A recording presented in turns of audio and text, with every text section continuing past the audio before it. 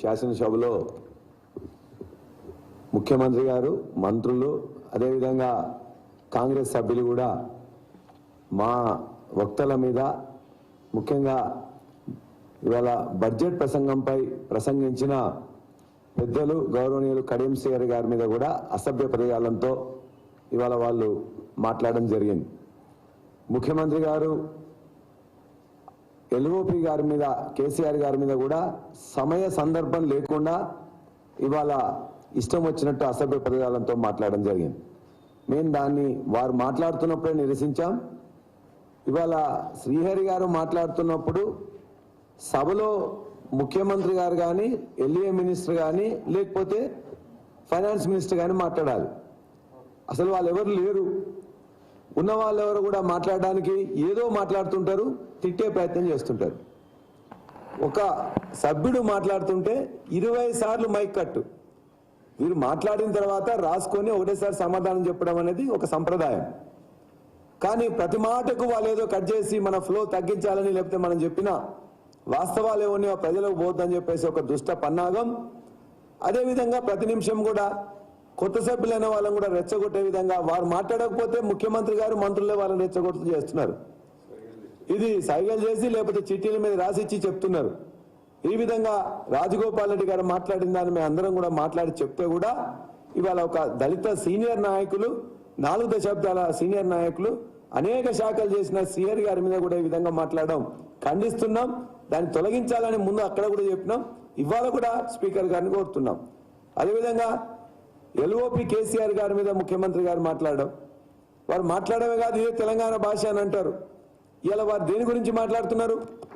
వారు కేసీఆర్ గారు ముఖ్యమంత్రిగా ఉన్నప్పుడు వారిని ఏ విధంగా దూషించిండ్రు, అసభ్యకరంగా ఏ విధంగా మాట్లాడినరు. ముఖ్యమంత్రి కేసీఆర్ గారు ఉన్నప్పుడు కాల్చి చంపాలని చెప్పేసి కూడా మాట్లాడిన వారు రేవంత్ రెడ్డి గారు. ఇవాళ భాష గురించి, సంస్కృతి గురించి, చరిత్ర గురించి వారు ఏది మాట్లాడితే అదే సంస్కృతి, చరిత్ర అని చెప్పి అనుకుంటున్నారు. వారు ఇవాళ ఎవరికున్నారు? సమైక్యాంధ్ర భావ వారసుడు రేవంత్ రెడ్డి గారు.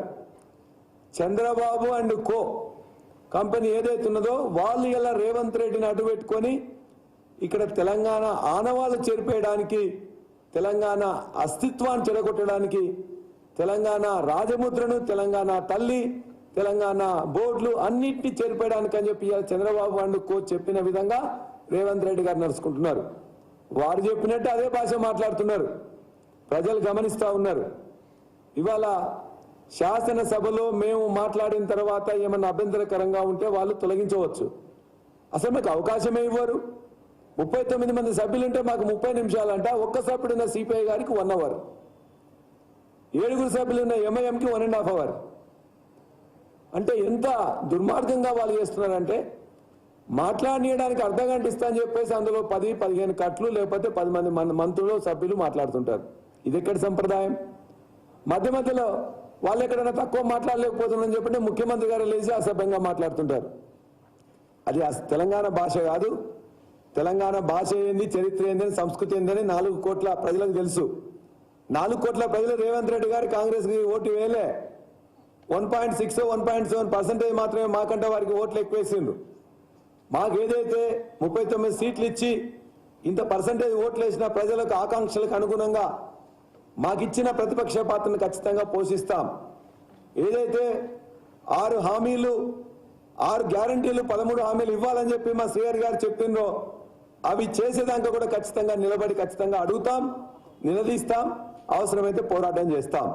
శాసనసభ వేదిక అయితే అక్కడ చేస్తాం, శాసనసభ బయటనే చేస్తాం. శాసనసభ బయట మేము ఇంతవరకు 10 సంవత్సరాల నుంచి నడిచినప్పుడు కూడా ఏనాడు కూడా అక్కడికి పోనీయకుండా, ఒక ఎమ్మెల్యేలను పోనీయకుండా లేదు. శాసనసభ ప్రతిపక్ష నాయకునికి ఇచ్చిన రూమ్ ఇలా అసెంబ్లీ, ఉమ్మడి అసెంబ్లీ ఉన్నప్పటి నుంచి, తెలంగాణ అసెంబ్లీ ఉన్నప్పటి నుంచి కూడా వాళ్ళు 5 ఉన్నా కూడా అదే ఇచ్చినాం. అర్ధరాత్రి దానికి మూసేసి గొడగట్టేసి కలరేసి పడేసింది. ఏంటంటే మీకు ఇస్తామన్నాం కదా అని చెప్పేసి మాకు ఇచ్చినాం అనేది ఇప్పటిదానికి ఇవ్వలే. అంటే ప్రతిపక్ష నాయకునికి ఇచ్చే గదిని ఇవాళ వాళ్ళు మొత్తం కూడా తీసేసుకుంటారు, అగౌరవపరుస్తారు. అక్కడ ప్రెస్ కూర్చుంటుండే ఇంతకుముందు ఉన్న కమిటీ వాళ్ళు తాళం వేసేసి ప్రెస్ను కూర్చొనియారు. లేక అక్కడికి ఏదైతే ప్రెస్ మీట్ పెట్టిందో ప్రెస్ మీట్ దగ్గర పోవడానికి మా ఎమ్మెల్యేలనే సభ్యులను కూడా అక్కడికి పోనియట్లేదు. నీ కంచెలు ముఖ్యమంత్రి ప్రగతి భవన్లో ఉండట్లేదు కాబట్టి తీసినట్టు నాటకమాడి ఆ కంచెల్ని అలా రేవంత్ రెడ్డి చుట్టూ ఇంటి చుట్టూ వేసుకున్నారు. ఇవాళ అసెంబ్లీలో లోపల మొత్తం కంచెలు వేసిండ్రు. అదేవిధంగా అసెంబ్లీ బయట కూడా 3 రెట్లు కంచెలు వేసిండ్రు. కంచెలు ఇవాళ అందరికీ తెలుసు ఎక్కడ వేసిండ్రు, ఎక్కడ తీసిండ్రు, ఎక్కడ వేసినది అందరికీ తెలుసు. ముఖ్యమంత్రి ఉండట్లేదు కాబట్టి ప్రగతి భవన్ ముందు తీసింది తప్ప ముఖ్యమంత్రి ఉన్న దగ్గర అంత 4 రెట్లు కంచెలు వేసిన ఆ కంచెలు అందరికీ అన్ని అవపడతాయి. కాబట్టి ఇవాళ ప్రతి క్షణం కూడా ఇవాళ వాడిది ఎట్లుందంటే మాది నీళ్లు నిధులు నియామకాలు అని చెప్పి మాది ఉంటే వాళ్ళ ట్యాగ్ లైన్ ఎట్లుందంటే కాంగ్రెస్ ప్రభుత్వాన్ని నిందలు పత్రాలు అంటే శ్వేత పత్రాలు మోసాలతో ఉన్నది. కాబట్టి ఇవన్నీ కొన్ని రోజులు గత ముఖ్యమంత్రి గారిని తిడతానేమో భారత రాష్ట్ర సమితిని తిడతానేమో నడుస్తాయి తప్ప ఇవాళ మీరు ఇలా తెలంగాణకు వ్యతిరేకంగా నడుస్తున్నారు, తెలంగాణకు వ్యతిరేకంగా మాట్లాడుతున్నారు, తెలంగాణ వాదులను తెలంగాణ నాయకులను కించపరుస్తున్నారు. అది నడవదు కాక నడవదు. రాజముద్రను చెడిపేస్తారట. రాజముద్రలో ఉన్న 3 ఏమున్నాయి? ఒకటేమో 3 సింహాలు. ఎవరు తీసుకొచ్చింది దాన్ని?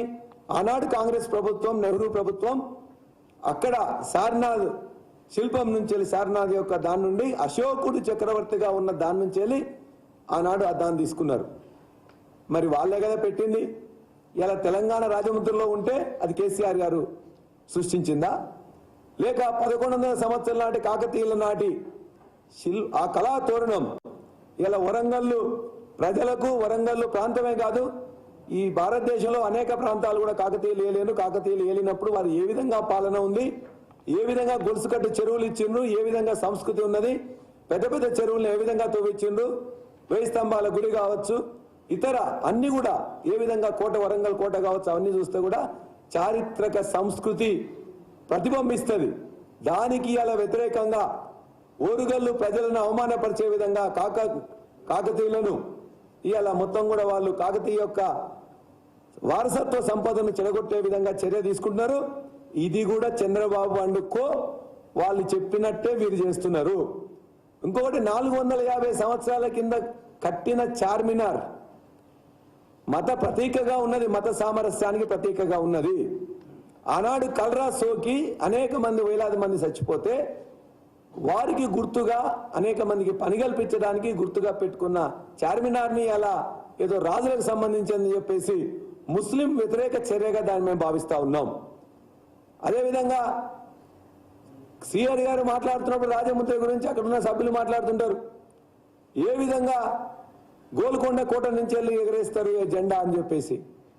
మరి ఇదే నెహ్రూ ప్రభుత్వం, కాంగ్రెస్ ప్రభుత్వం గత 75 సంవత్సరాలుగా ఎర్రకోట నుంచి ఎగరేస్తున్నారు. ఎర్రకోట రాజచిహ్నం కాదా? గోల్కొండనే మాత్రమే రాజచిహ్నమా? కాబట్టి దీన్ని ఖచ్చితంగా ఖండిస్తూ ద్వంద్వ వైఖరిని విడనాడాల్సిందిగా వాళ్ళందరినీ కూడా మేము కోరుతా ఉన్నాం. అంతేకాకుండా ఇప్పుడు కొత్తగా ఇయాటి నుండే మాట్లాడుతున్నారు రాజీవ్ గాంధీ విగ్రహాన్ని ఇవాళ తెలంగాణ సెక్రటరియట్కి వ్యతిరేకంగా అమరవీరుల స్తూపానికి వ్యతిరేకంగా ఉన్న మధ్య ప్లేస్లో పెడతామని. మేము ఆల్రెడీ దాన్ని పెట్టాలని చెప్పేసి ప్లాన్ చేసి దానికి సంబంధించిన మొత్తం కూడా డిజైన్ చేపించేసి ఆర్డర్స్ చేయడం జరిగింది. దీన్ని కాదని ఇవాళ తెలంగాణతో సంబంధం లేని ఇలా రాజీవ్ గాంధీ గారి బొమ్మ పెట్టాలని చెప్పేసి అనుకుంటున్నారు. ఇది వాళ్ళ భావ దారిద్ర్యం తప్ప మరొకటి కాదు.